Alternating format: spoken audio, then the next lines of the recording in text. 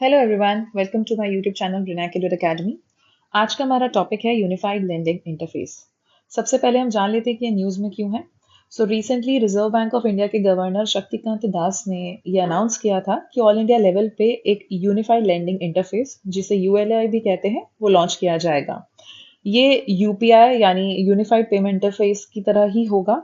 जिस तरह से यूपीआई ने रिटेल लेवल पे हमारे पेमेंट सिस्टम को पूरी तरह से रेवोल्यूशनाइज कर दिया था, यूएलआई ऐसा ही कुछ काम करेगा लेंडिंग की कैटेगरी में। अब हम जान लेते हैं कि आरबीआई गवर्नर ने एक्चुअली अनाउंस क्या किया है। लास्ट ईयर आरबीआई ने एक पायलट प्रोजेक्ट लॉन्च किया था, जिसमें उन्होंने जो भी लेंडिंग प्रोसेस है उसमें एफिशिएंसी लाने के लिए उसकी कॉस्ट रिडक्शन और उसका डिसबर्समेंट है उसमें टाइम कम लगे, इस तरह से उस पायलट प्रोजेक्ट को इंट्रोड्यूस किया था। अभी आरबीआई गवर्नर ने उसी पायलट प्रोजेक्ट को यूएलआई का नाम देके प्रपोज करने की इच्छा जताई है। उनका ये कहना है कि जिस तरह से यूपीआई ने हमारे पेमेंट इकोसिस्टम को पूरी तरह से ट्रांसफॉर्म कर दिया है, ठीक उसी तरह से ये जो यूएलआई है, ये जो लेंडिंग स्पेस है, इसको ट्रांसफॉर्म करने का एक एक्टिव रोल प्रदान करेगा। तो पहले हम जान लेते हैं कि ये यूनिफाइड लेंडिंग इंटरफेस है क्या। डिजिटलाइजेशन के चलते इंडिया ने जितना भी प्रोग्रेस किया है, उससे क्या हुआ है कि जो हमारे बैंक्स हैं, बीएफसीज हैं, फिनटेक कंपनीज हैं या स्टार्टअप हैं, वो इस कदर डिजिटाइज हो चुके हैं कि आपका पेमेंट, क्रेडिट या जो भी फाइनेंशियल एक्टिविटीज है, everything is available online. However, when it comes to lending process, कुछ डेटा है जो सेंट्रल गवर्नमेंट के अंडर है, कुछ डेटा है जो स्टेट गवर्नमेंट के पास है, कुछ डेटा है जो किसी और इंडिविजुअल ऑर्गेनाइजेशन है उनके पास है। इससे चलते क्या हो जाता है, जब आप क्रेडिट के लिए अप्लाई करते हैं, तो आपका उस डेटा को अलग अलग ऑर्गेनाइजेशन से पहले रिट्रीव किया जाता है। इससे कॉस्टिंग भी आती है, इससे क्रेडिट डिलीवरी में टाइम भी लगता है।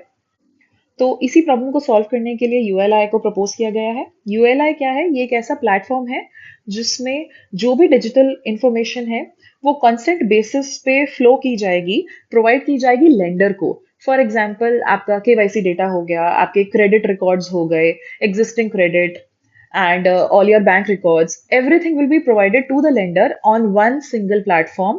डिमांड बेस्ड होगा, इसमें लैंड रिकॉर्ड्स भी दिए जाएंगे। इससे क्या होगा, फिर इवेंचुअली जो भी आपका डेटा रहेगा क्रेडिट एप्लीकेंट का, वो बहुत ही क्विकली डिसबर्स हो जाएगा, जिससे क्रेडिट जो फैसिलिटी अगर देनी है या नहीं भी देनी है, everything be very smooth and in a very timely manner. Also इससे कॉस्ट भी काफी रिड्यूस होगी।